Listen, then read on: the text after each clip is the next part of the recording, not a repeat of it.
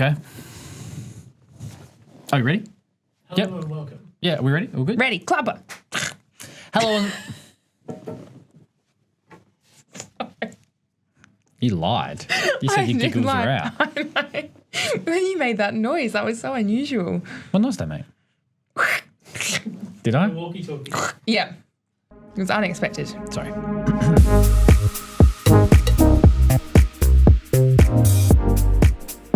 Hello and welcome to the Integration Station. I'm your host, Michael, a child and adolescent occupational therapist, and with me today is Eleanor. I'm also a child adolescent occupational therapist. Welcome, Michael. Welcome, Eleanor. And we'll also be welcoming another guest today, won't we? We will, Mr. yes. Ivan Hardcastle from the United States. He is from Idaho in Twin Falls. He's an OT and parent coach, and really excited to have him on the podcast. And yes, we'll get to him in just a sec. But for those who know the format, we have our Q&A format. Send in your questions through podcast OTFC group, the email. Otherwise, OTFC group on Instagram. You can find the fun in learning about the young people in our lives and a bit of PD in your pocket, as we say. So if you have any questions, send them through and we'll answer them as best we can. So before we jump into the interview, Michael, can you share with us a little bit more about Ivan? Yes. So Ivan's been an OT since 2007. He's supported young people with additional needs, a variety of functional challenges. In 2024, Ivan's journey shifted to parent coaching to support families of children with sensory and emotional regulation challenges. He's from Twin Falls in Idaho and has a lived experience of raising neurodivergent children himself. He's also able to combine his passion for supporting young people with his parenting experience to create a service that builds the family's capacity and better understand their child's needs. And just the nicest human. It's such a pleasure to chat to. Absolutely. And yeah, look forward to sharing those learnings with everyone. Hope you enjoy. Today we have a very special guest. We've got Mr. Ivan Hardcastle. Welcome, Ivan. Thank you. I'm excited to be here. We're so excited to be chatting with you today. We did have a quick chat off air, bit of a quick chat before we started, and I actually had been excited to chat to you. I don't know, I haven't mentioned it before, but I was saying to Eleanor, I just absolutely love the name Ivan Hardcastle, and every time I saw it in the diary, I was like, I'm very excited to interview Ivan Hardcastle. I just can't say it enough. It's been a full name situation only. It's got a good ring to it. No, I do get that comment quite a bit. People, say, okay, what's your name? Ivan Hardcastle. Oh, hey, I like that name. But yes, Ivan, thank you very much for coming on. We have sort of a Q&A format. That tends to be our format for our podcasts. And for our listeners, we have various ways of reaching us. You can reach us through podcast.otfcgroup.au if you want an email. Otherwise, our Instagram page, Instagram is OTFC Group. Sorry, I'm getting confused there. But yes, you can reach us through both those forms.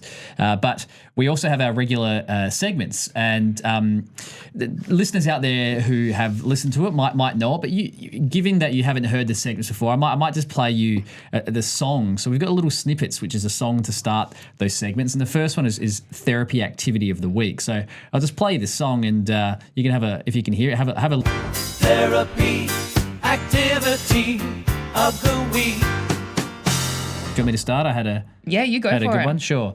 So I had a great activity I did with a young man yesterday. He's one of my older clients. He's in his 30s with an intellectual disability, and we're doing an activities working on aspects of reading and starting to understand words a bit more. And we're doing this game in the space that we've got at Mile End, which is the big Plus Park. It's like a huge sort of sensory gym.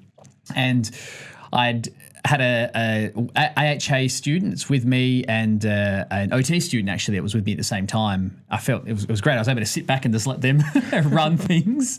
But what was happening was they had a whole range of different letters written on Post-it notes, and they're just scattered around the park, and he had to go and collect them and climb and find them, and he had a time limit. He had to bring them back to a space, and then he had to try and, with all the letters, use some visual scanning to try and find, based on the letters he collected, a way to put together a word and try and make the longest word he could. And so he was putting together letters, and what the challenge for him is that he can sound out the letters, but putting the sound together is really hard. So we had to work really hard together of how the letters together make a particular sound. I know this is sort of bordering on speech therapy stuff, but at the same time for him, it was really encouraging to see how motivated he was physically, but then to actually work on those reading skills in a really fun way. He certainly enjoyed that, and have to say the students that helped me did a great job as well. That's so good. Yeah, it was a cool little activity, and his support worker who brought him in said, "Yep, we'll do that at home," and so got a little homework task. What was the longest word that he came up with? The longest word he came up with was peach, which was that's great. good. Yeah. That's good. He couldn't say the whole word together, but when he saw I helped him with it. When he saw the whole word peach, he was able to say peach. And I said, there's another word with I and M, and I had impeach, and everybody else didn't know what that was. And I said, it's a bit too political, but that's fine. But anyway, yes, it was a good little activity. That's so good. Yeah. Mine actually this week, I was doing an activity with a young friend of mine who I've been seeing for a few years, and she loves using shaving cream, and she actually had come into the session. She was, I collected her from the waiting room. She was looking a bit flat. She wasn't sure what she wanted to do, and I just know how regulating that input is for her. So I kind of made a suggestion she wasn't sure about, and I'm like, I'll go set it up, and if you're feeling it, we can do it. And then she ended up joining in, and by the end of it, she left just very happy and I think responded really well to that. But we were doing an activity with shaving cream on the floor and a trapeze that she was holding onto, and she would start at the top of a wedge and almost use it like a ski slope with the shaving cream on it, holding onto the trapeze to slide down. And on the other side, we had another wedge. And this was our noughts and crosses that we were playing in the shaving cream. So rather than using, your fingers to draw in the grid, she had to use her feet to place where she wanted her markers to go. So it's the sensory input, but also a lot of that core control and trying to coordinate both sides of the body and being aware enough of her body to be really purposeful about where she placed her feet to make her mark. And she won 2 out of the 4 games and I won none. So good times. Yeah. Now it's your turn, Ivan. Any therapy activities that you were thinking of? Yeah. Yeah, this was fun this week. I have a set of siblings that I work with, and they're both very similar. But the older one, he has some difficulties with body awareness and just regulation of himself. He uses speech to compensate for other challenges that he has, and so he really tries to command things with what he's saying. But he also struggles with some dyslexic type concerns that I'm using directionality and helping him to understand sides of his body, because that's related and a challenge for him. But to help him start out in the session, I took my swing rope and I undid it and let the whole thing fall to the ground. I have a nice wooden floor, and I put him on a scooter board and we pulled all the way back. And so he's having to start by just activating his trunk and keeping everything on the scooter board, but then he's having to pull at just the right force and just the right speed, and then loosen up so that he propels himself across the room, and then catches and turns himself around without falling off the board. And then as he got going with that, and then we're adding elements of, okay, now we're taking this over there, and we're going to be, we move into the activity, but we're using this movement that he's having to coordinate how much force he's using, how he's keeping control of his body, and trusting himself to go across without putting his feet down and staying steady. So that's so good. And it worked well. There's a certain weight requirement. I tried it with his younger brother, who was just a little too lightweight to actually make it work. But it worked just fine for him. Yeah. Sometimes that's the case, isn't it, with activities? Just thinking of like when I go through sort of the activities that they give some of my clients, and I know it's not the case for everybody, but I'm a really big advocate of I like to give it a go myself, or I like to see what's involved, because I certainly learn that way. So I know what parameters are required. Hearing that, I'm like, yep, there are some activities that just need a very subtle, a really slight adjustment to make it absolutely work. And if it's not quite right, it doesn't work. But when you get it absolutely spot on, great activity. Next section? Next segment. All right. We go regulation strategy of the week. Regulation strategy of the week. So regulation strategy of the week. Did you have anything you had to start? Otherwise, I'm happy to No, go I'm first. happy to. I've just started working with a young person. He's 4 years old, and we set up an activity this week in our session, but then with the idea that can then translate for home. We made this giant cubby using all this equipment, but I was so specific with what I included in there. So there was small spaces, little tunnels, squishy aspects for him to crash to, just heaps of deep pressure, small spaces. And he just loved moving through that. And we talked about how you can recreate something like that at home, in the gap between the wall and the couch, using chairs and tables and just adding all the squishy things that you can find, because his body seeks it out so much. And then seeing, almost like looking at that sensory diet, well, when would be a good time to introduce that perhaps when we get home from the day, before we start needing to do our chores and getting ready for the evening, or even after dinner, just to give some of that input to help then in that unwind towards sleep as well. What was yours, Michael? Mine was actually off the back of my son's been a little bit unwell this week, and he had a bit of a fever. And I was listening to another podcast. I don't know if there's a podcast by the neuroscientist Andrew Huberman. He has a podcast series. Anyway, Yeah, I haven't. American fella, and he has some of his podcasts go for like 4 hours. They're very long, so if you've got time, In depth. very in depth. But he has some short ones, and he was actually talking about interoception and regulation. And one of the things he was talking about there is fever, and there's this misconception about putting cold packs on the back of the neck or on, and what happens there, without getting too scientific, is that can change the temperature in the blood-brain barrier, and then the body thinks it's actually too cold and it heats up and not great. So I listened to that, and funnily enough, my son was a bit hot, and we were finding ways to sort of cool him down. And the best way to do it is to put some cold parts on the hands, on the feet and on the forehead, and those extremities to cool the body down that way, so the brain doesn't feel like it needs to heat up. It's actually getting cooled at the extremities.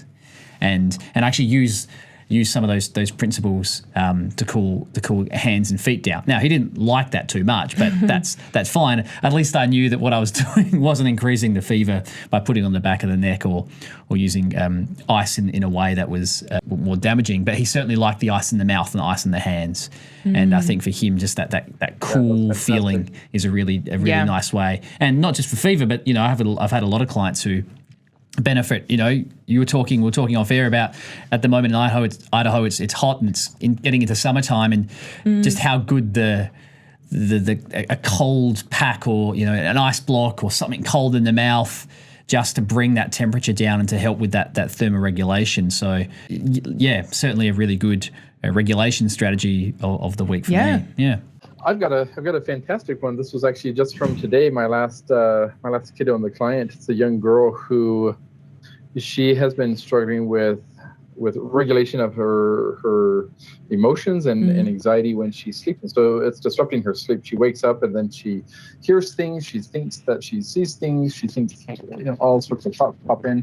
And so we have been working on mindfulness, and I pulled out I have a deck of mindful activities. And we selected 3 that were not active. There's a variety of ones that are active, but we selected 3 that were active and had her lie down on the mat and get into this relaxed mode and go through them. And we're far enough along that she's able to participate well and really take it in, and then choose from those 3 which ones she's going to use at night. And of course, the copies of the cards go home with mom so that she can get reminders. But it was fantastic to hear her feedback of like, yeah, I like this, I like that, whether it's light that we were considering, or sound, or envisioning being in the forest next to a pond, just using different types of imagery and different awareness of sensation in her body to affect her mood and her regulation and her ability to calm. Yeah, that's so great. And I think that reconnection back with the body, when I can hear that her mind might be wandering to what's happening outside of that, just to help ground. I think that's really great. I, earlier in the week, sent a whole bunch of questions through to you just to prepare you of maybe some things we might discuss. Can I first ask about, what drew you to OT and what has kept you passionate about being an OT over the years? I have an interesting story about how I became an occupational therapist. I started college with thinking about psychology, and it just didn't feel right. I wasn't quite sure what direction I was going to go with that, and so I kind of put it on the back shelf, and I looked at a couple different things, and nothing quite seemed right. And then out of the blue, just several people talked to me about occupational therapy. And again, in Idaho, there's more now, certainly more now than there was back in the early 2000s. And so I hadn't heard of occupational therapy before, but all these people just mentioned, hey, have you thought about occupational therapy? Hey, our university has a program for occupational therapy. And I went and I talked to the program director, and he tried to explain it. And I wish I could go back and actually hear what he said, because I left there going, I still have no idea what this is, but it feels right. Yeah. And so they jumped into the program, and I just trusted it, and it just seemed right to me. And by the time that I was done with my fieldworks, my last one was doing pediatrics, and it was in a sensory integration focused clinic. And I left there just with the love of it. And so I've continued since. And so I moved here, and I started my first job, and part of what I've always felt was important to be able to educate doctors and other health professionals, and especially parents. And it's always been a part of me to reach out and educate and make sure that people know what's available and know how they can help their children grow and help themselves grow as individuals. But I can't imagine my life without the perspective and the tools and the insights that I've gained as an occupational therapist. It's more than, I think it's my wife described it really well. She says, well, you're combining the body with the mind. So in a way, you found yourself back to that psychology component that you were so excited at the very start, but you were missing the body part of the actual actions of the doing. Yeah, that makes sense.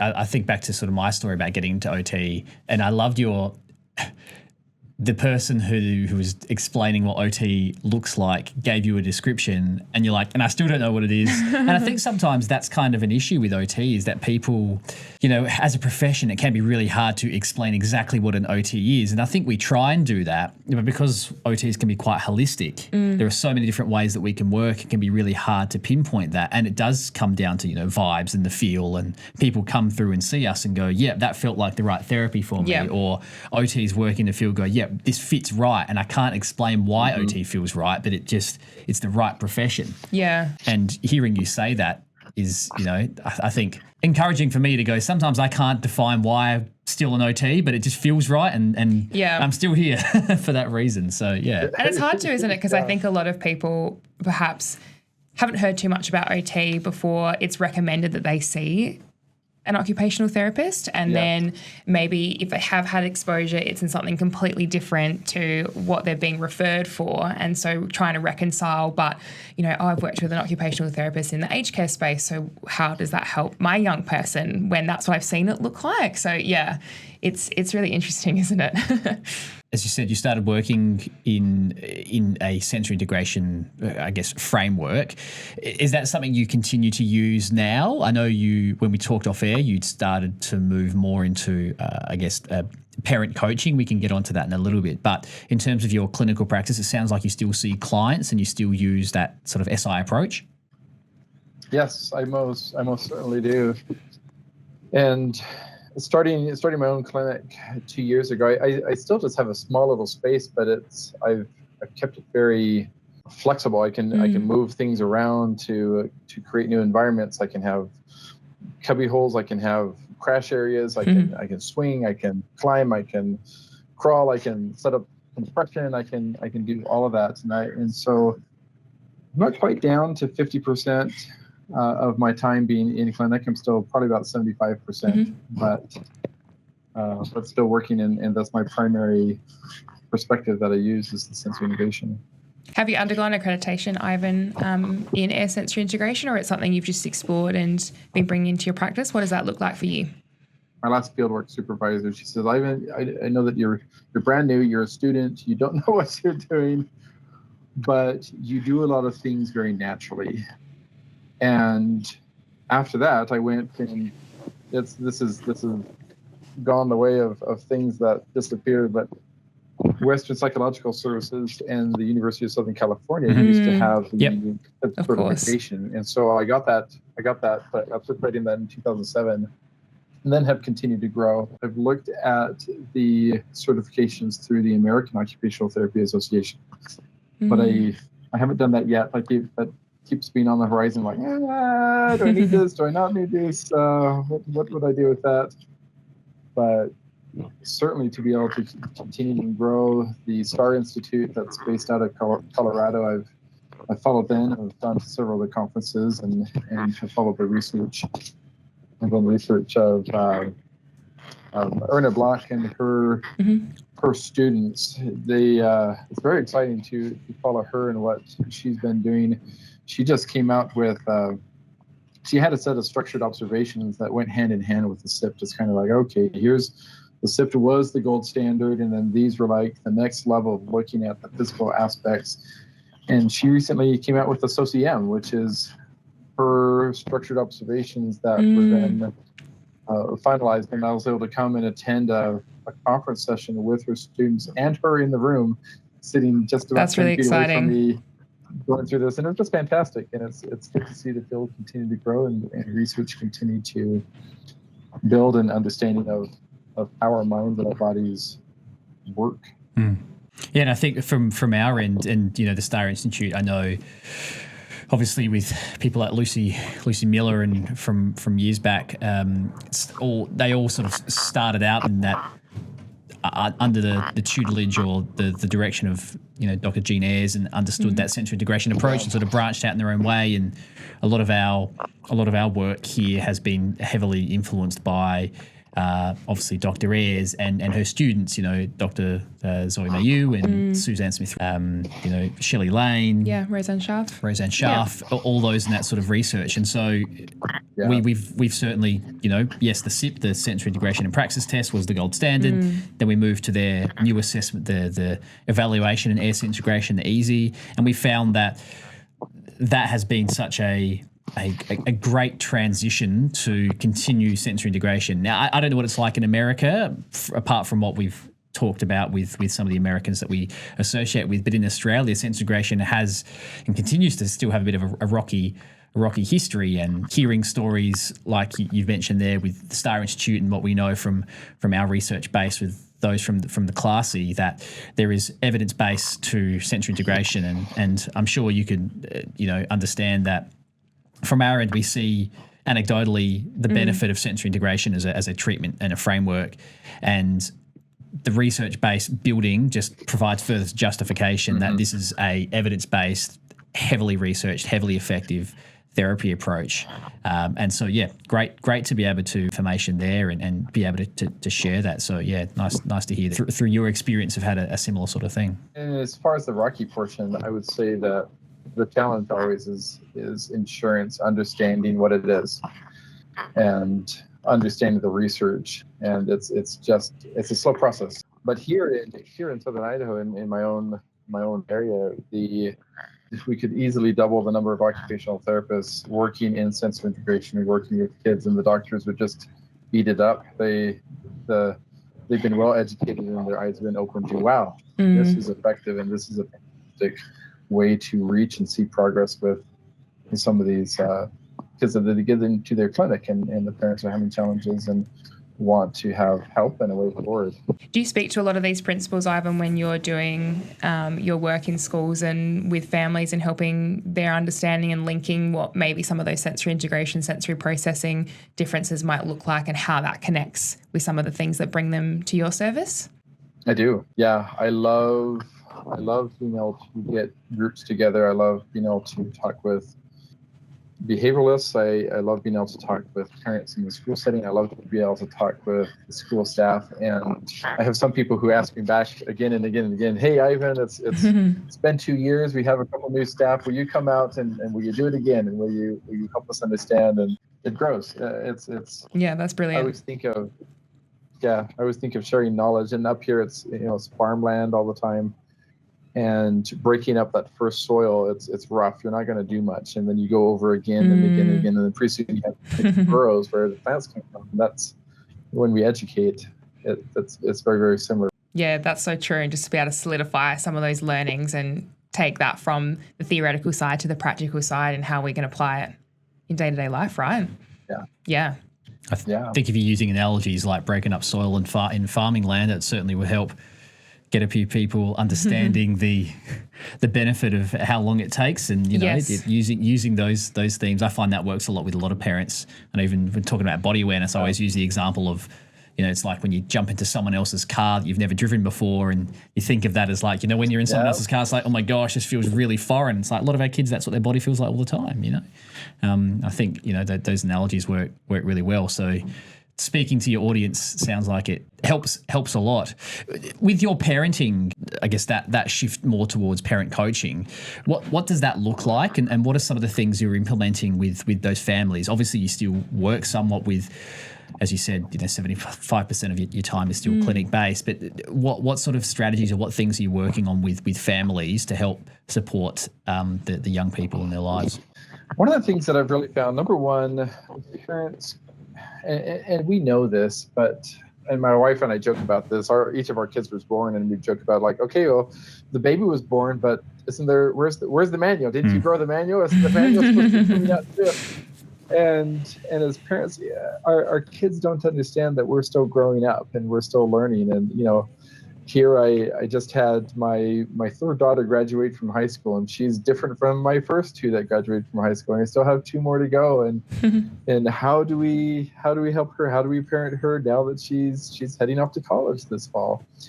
And these are the things that parents struggle with, as well as so many other things. And so my first move in looking at parents and helping parents move forward is taking a step back and saying, okay, I know that you came to me with challenges about your child, but the first thing that we're going to do is we're actually going to take a step back, and we're going to look at you as a parent and as you as an individual, and we are going to work to help you be in a better spot. Because oftentimes these parents, especially when you have a child who is having, is it behavioral, is it sensory, is it emotional, is it a mix of all these things, and these parents are overwhelmed and are shutting down themselves, and then they are reacting to what their child is doing. And so then it's not progressive, and you get into this loop. And what I found is that, okay, as in the clinic, I would say, okay, hey, here's what we're doing with Johnny. Do these things, and they do them, and they work for a little bit, and then they stop working. And then the parent has to come back, and we need to give them new strategies and new strategies and new strategies. But the parents who had the greatest success were the ones who were most involved in therapy and who learned and actually applied it into their homes. And so taking these parents and saying, okay, we're going to focus on you, and I am going to help you to learn how to work through your own emotions, learn how to understand your own processing, learn how to regulate yourself. And then we're going to move into the next section, which is now I'm going to teach you, and I have this whole unit on sensory integration. This is what sensory integration is. These are the components of understanding the background of sensory integration. And it's much more broad level, getting that information out. And then the third part really is the application. And so then I have parents that are turning around and now applying it. And rather than using tools, they have become, and it's just part of their parenting. They're calm, they're focused, they're regulated. They are able to interact with their child and connect to their child where they weren't before. I love sharing the story of a mom that I was working with, and I worked with her actually for a number of years before I started this official online parent coaching. But still, I could almost say that, okay, this was my real first parent coaching because of how much education I did for her. That her daughter would just be yelling, and she'd be angry, and she would attack her sister, and she was trying to choke people, and she was trying to hurt animals, and this mom was just overwhelmed. And she just graduated high school, and she sent me this big long note saying, Ivan, you have no idea what your teaching has done for us. We got our daughter. We never had our daughter before, and we got our daughter. And she is able to hug us, and we were able to communicate, and we were able to connect. And that would not have happened without your help. And that's the power. That's the power of education. Yeah. That's the power, to give the tools into the hands of the parents and helping the parents to regulate themselves so that they can function and be in be in a spot where they can thrive and see the whole family thrive. It's a whole family deal. I was going to say, we had not long ago, we did a podcast on an episode that was talking exactly about parents having, one parent's on board with therapy, the other one not being on board.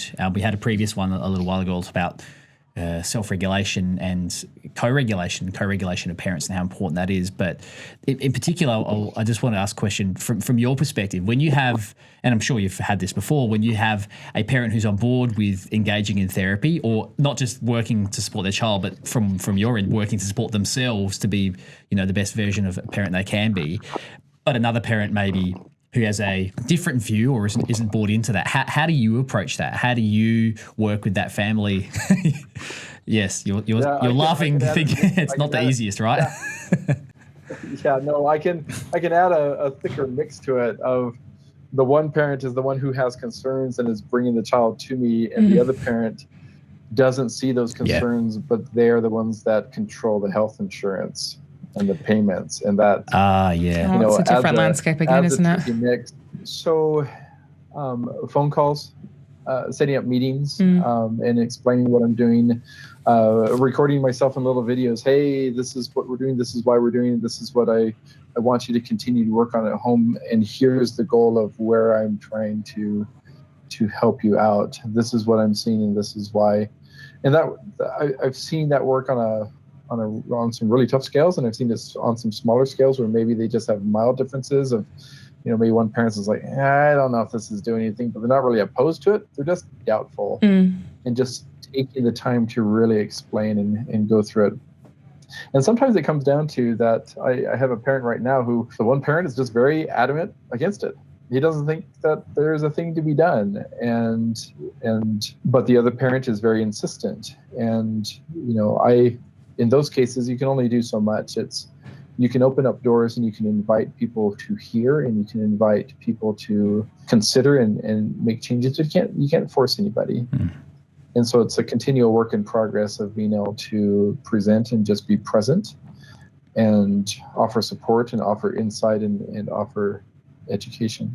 Yeah, for sure. And I think it's really interesting, Ivan, like what you mentioned before, when perhaps we've tried to put something in place, it hasn't worked, then the automatic response is to pivot and try something else. And then all of a sudden you're layering on all these different strategies. You're not necessarily seeing outcomes and support from that. And that becomes really overwhelming. But I've heard you chat in some of the other podcasts that you've done about keeping things really simple, trying to start with small steps and seeing that build over time. When you're introducing concepts around co-regulation to families, what are some of those initial tips that you like to share?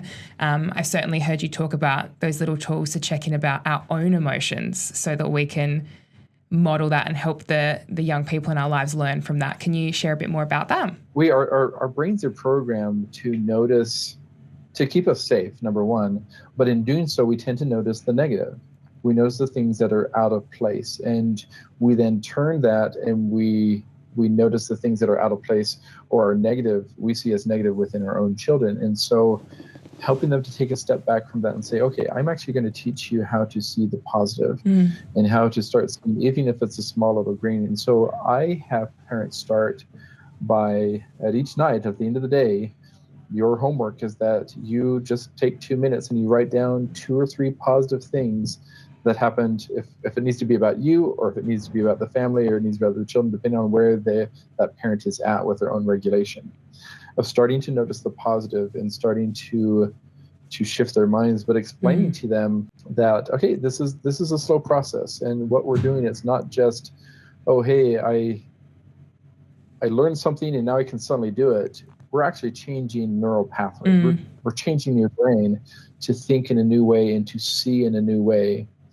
And as they become successful with that, then you can start layering on top of that. Okay, now we're going to start. I love mindfulness. I love shifting into mindfulness and just helping them to regulate their emotional state and understand that, okay, part of your brain naturally is going to react to things that happen. But if your child comes and does something and is, distraught, disruptive, whatever it is, and you react to it, you no longer are going to be able to have the same options and the same opportunity to help your child. And so we're going to pull back and teach mindfulness, to be more aware and have greater options to respond rather than react to situations. One of the questions that you'd written down was about, well, what do you do about siblings in the home?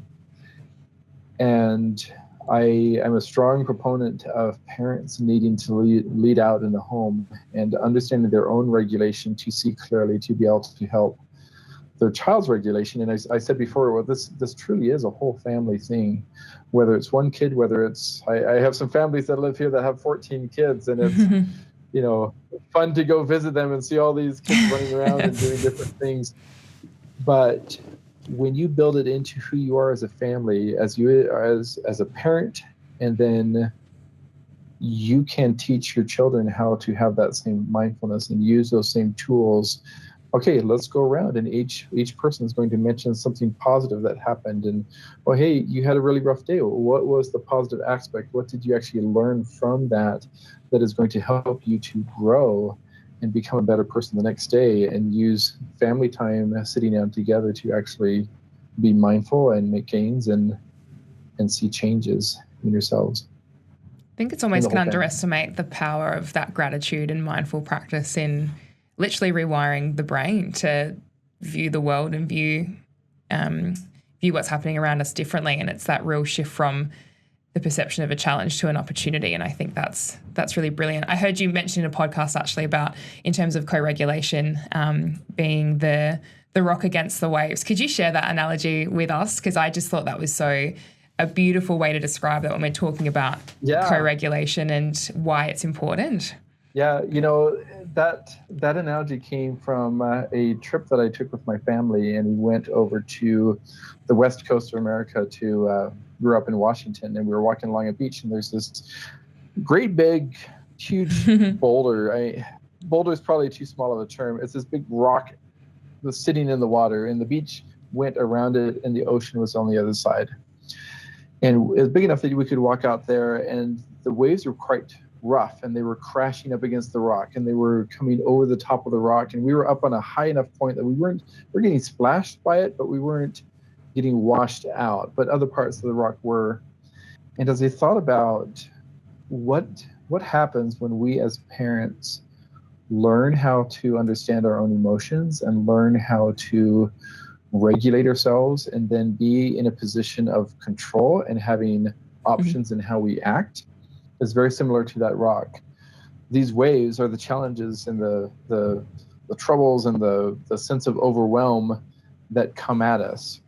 And when we understand our own emotions, when we are mindful within ourselves and are regulated, it's not going to change the world. Hard things still happen, but they hit, and we can be secure, and the wave will draw away, and we are still there secure. Or the challenge that many face is that without that learning, they're on the beach, and the waves come, and that rock is going to tumble, and it's going to be thrown on the beach, and it's going to be drawn back into the waves, and it's going to happen again and again and again, and it is overwhelming, and you will feel like you're drowning. That's what happens to the other rocks.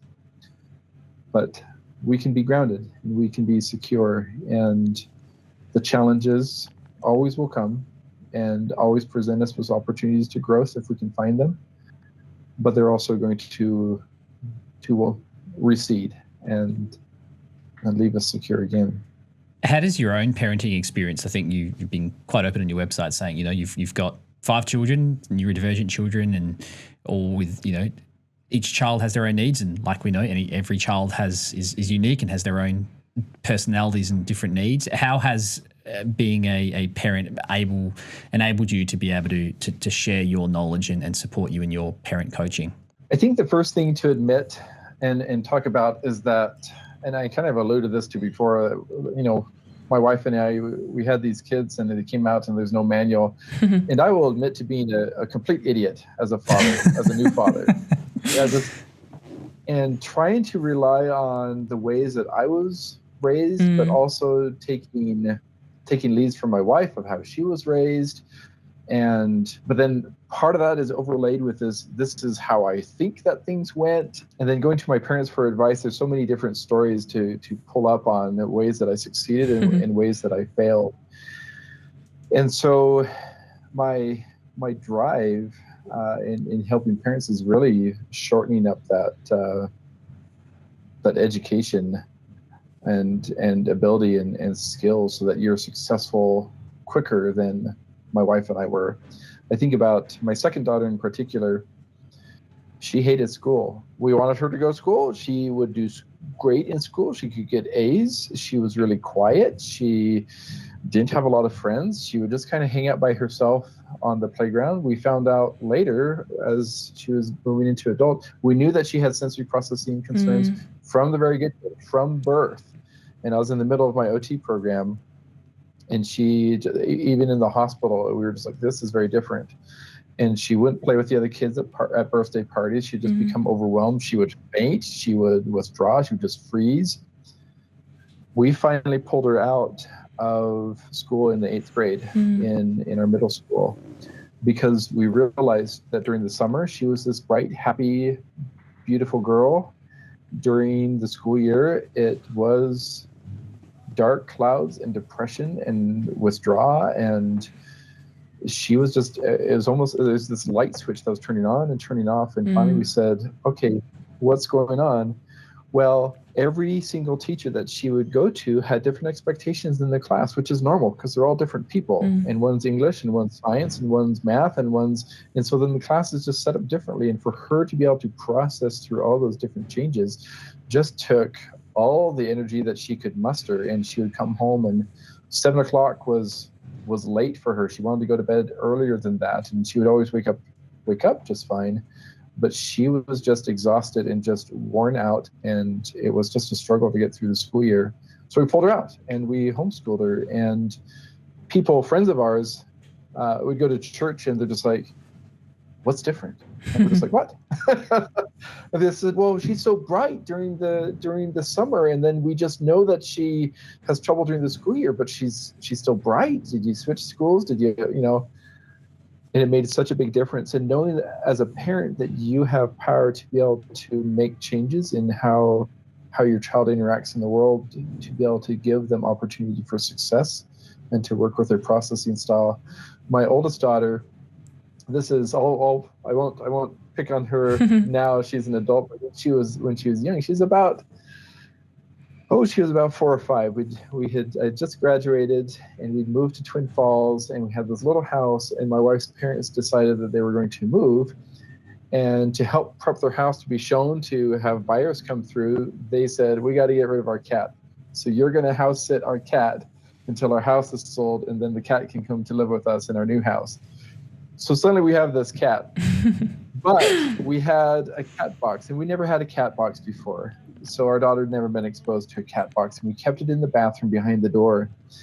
And we found that she was playing in the cat box, which just is gross beyond me. And as young parents, you're trying not to be frustrated, but oh man, you are so frustrated, and we're trying to teach her and you tell her no, and yes, there's germs, and then we tried punishment, and we tried reward, and we tried everything, and we could not make any progress. And this was a light bulb moment for me as a therapist, and also as a father of, hold on, Ivan, you need to be thinking about this at a deeper level, and you need to be applying this at a deeper level. I'd called my dad. Thank heavens for my dad. And he said, well, does she have anywhere else that she can play that has that texture? Oh, hello. And I thought, well, she can go outside. We have a garden, we have dirt. And he says, yeah, but dirt's different than sand or kitty litter. And I went, yeah, you're right. So I just built this little 2 foot by 3 foot, half a meter by little kitty litter box. Yeah. It just bought and put it on the back porch. And she never touched the cat box again. She went out there and she loved it. And she just wanted that texture and was just craving it to be able to explore and regulate and learn and grow. And it bypassed the whole behavior that we were concerned about. I feel like we talk about that so often when there's something that you're seeing. And I've heard, actually, Ivan, it's so interesting, you've referenced it in a very similar way, that all behaviour is a form of communication, whether it's these emotional responses or things that you're observing, like your beautiful daughter at school, or seeing these, playing in the kitty litter box, and even you're providing the parameters of why that's perhaps not what you're looking for in your household, but without the deeper understanding of, well, why? What is it that she's getting from this? How can we offer this in a different way? And then working up from there, that very much that bottom-up approach, rather than just providing the layers at the top that perhaps might not always make sense because the deeper aspects haven't been addressed. Everybody wants to be successful. And children, adults, parents, we all want to be successful. We are the hero of our own story, as my mom would say. And when we see people who are struggling, when we have children who are struggling with behavioral challenges, or they're lashing out, or the biggest thing that we can do for them is to understand where they're coming from and how to help them to be successful, to meet that success. And do we need to open up doors for them to be able to function better? Do we need to learn about their style of processing so that they can understand the world and have the energy to be able to move forward and to be able to interact? Is it the challenges that we are dealing with as parents, our own overwhelmed state, our own challenges with our emotions that they're reacting to, and they are stressed because we are stressed, but they present in a very different way than we do. We might seclude, we might get on our phone, we might withdraw, we might get angry, we might yell, but they've stopped eating, or they are throwing things, or they're refusing, or they're running into things, or running away, or they don't know how to process their emotions, and they don't know how to process the world always in a very clear way. And so that becomes very confusing to parents until they're giving the tools to help them be successful. And I can't even imagine how hard it would be for a parent when in any of those situations you're just applying what you've known, maybe as a young person, what you've experienced, what that looks like to around you, and to pause and take a step back and go, oh, I wonder if there's a different approach I could be taking, or is there some other ways that we can support this, to have the awareness to pull back, or even ask for support from someone such as yourself. That just, I can't even fathom that. Got a few last questions. I just wanted to delve into maybe a little bit more about, you've talked so much about what you do as a therapist, as a parent and the approach you take, but how do you keep yourself grounded? What sort of things do you do to keep yourself feeling passionate and motivated to be the best father, the best therapist, and how do you keep everything together to some extent to make sure that you can present every day the way you want to? I have a couple of different things that I do, and if I forget to do them, my wife is really good at reminding me, or even pushing me to be like, okay, you need to go spend some more time doing this. You haven't been doing this for a while, and I can tell you're getting stressed out. It's been about 15 years now.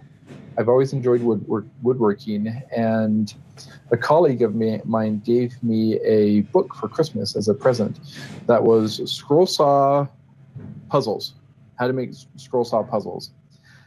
Anyway, this is fantastic. This has a lot of really cool stuff. Oh, look, you can make 3D puzzles and they interlock. You can make 2D puzzles. You can do this. You can do this. I wonder what a scroll saw is. I have no idea what a scroll saw is. So I went and I got myself a scroll saw, and I absolutely love it. And so I will go out into my wood shop. She finally had me go and build myself a wood shop so I'd have a spot without getting sawdust all over our cars. And I will go out there, and it just grounds me. And I realized several years ago, as work was starting to get more and more stressful where I was at for a variety of reasons, I realized that when I go out to my wood shop, I am calm and I feel grounded, and I could reset, and I could get my energy back. And I became a better husband, a better father, a better therapist, a better everything. And so instead of I realized I couldn't take my wood shop with me because, like, how do I take my wood shop with me? And so I started wearing wooden necklaces, and I make them myself, and then I wear them. And at first I layered several so that I could feel them right against my sternum underneath my shirt. Nobody else knew that they were there, but I could feel them. And every time that I leaned forward and moved back, I could feel it just boink against me. Or if I was feeling stressed, I could just put my hands up and just press it into my chest, and it brought back, it anchored those feelings of me being in the wood shop, and it re-grounded me. I love to be up on stage in front of people. I do musical theater. I act, I direct. I've written a play that's been on stage, and so I take opportunities once, twice, maybe 3 times a year if I'm really pushing it. And my wife is like, yeah, you better audition for this show that's in town. My favorite part of being on stage is feeling the emotion and the connection to the audience. I love putting on the facade of another character and playing with that character, but I really love that connection to the audience and seeing their reaction and actually bringing them a different world than they would get on a daily basis. Well, they're doing this youth group in town is doing the show this weekend, and they reached out to me and says, hey, you were the lead back in 2012, and wouldn't it be cool if during our last show, if you get up during intermission and we actually have you and our current lead actually do a dance number together doing tap. And I went, that would be super cool. Oh my gosh, that's the best. A couple of times. And I brushed up my tap, my tap dancing and learned his routine. So it's kind of, my hobbies tend to ebb and flow quite a bit. I hadn't been tap dancing in over a decade because there just wasn't that drive. I was doing other things, but I bounce from thing to thing. But the constants are, I love theater, I love getting up on stage, and I love woodworking. And then the other pieces in between of, hey, now I'm going to learn how to bake bread. Hey, now I'm going to learn piano. Hey, now I'm going to pick up guitar. Hey, now I'm going to spend more time working in the backyard and build a playground. Hey, now I'm going to get into, maybe I have trouble sticking with the same hobbies, but it's, there's so many to explore. Oh my gosh. There's so many to explore. And I think the other thing is that in terms of learning, not just for a parent or a young person, you're constantly putting yourself in new situations where you're having to learn new motor plans, you're having to learn new ways of doing things, and the discomfort of that in being able to relate to a young person and say, hey, this might be new for you. I found that when I was doing new skill here, playing guitar, tap dancing, and just being vulnerable and uncomfortable. I mean, I'm the worst at that. I'm like, no, I'm not. I have no idea. No, thank you. I'll stick to my same things. And when you are kind of forced to do that, you go, actually, that wasn't as bad as I thought. And I've learned a lot from that. So for you to say, yep, I'm putting my hand up to learn something new all the time, that's probably just a reflection of how much that means to you and how much it helps ground you as well. I just have one more question, Ivan, before we finish up. And again, thank you so much for your time. This has been fantastic. We could chat to you all day. We could probably chat to you all day, but you've probably got things to do and places to be. But I just wanted to ask if you had like one bit of advice you'd give to a parent or someone who's starting out on this journey, working with maybe a neurodivergent young person or who's wanting to work themselves as a parent, where would you start, and what's the first thing you'd say to that new parent? First thing that I would say is to be patient with yourself, and to understand that you are doing the best job that you can right now with the experience and the knowledge that you have. And this is for new parents. This is for parents who've had kids for ages and they're coming to me saying, I'm the worst mom in the world. Oh, no. In fact, you're quite a good mom because you recognize that there's areas to grow and now you're seeking ways to grow and improve, and that's fantastic. But to understand that, to be patient with yourself and to understand that everybody is trying to succeed and do the best that they can with the tools that they have, and that we are never too young and we are never too old to make changes and to grow. Wonderful place to leave it. Thank you so much, Ivan. Of course. We should probably say, Ivan, if any of our listeners want to hear a little bit more from you, what would be a nice place to send them to learn a bit more about what you're doing? Yeah, there's 2 good spots to connect with me. One would be, the easiest is on Facebook. Just look up Ivan M. Hardcastle. Throw the M in there. I did find out that there is another Ivan Hardcastle out in the world somewhere. Wow. He looks very different from me. Yeah. But make sure that you throw in that M in the middle. I don't have a middle name. I just to get a letter. So the other way would be to go to my website, which is www.castletwinfalls.com. Brilliant. Thank you guys so much. No worries. Thanks Thank you again, so much, Ivan. Ivan. See ya. Bye.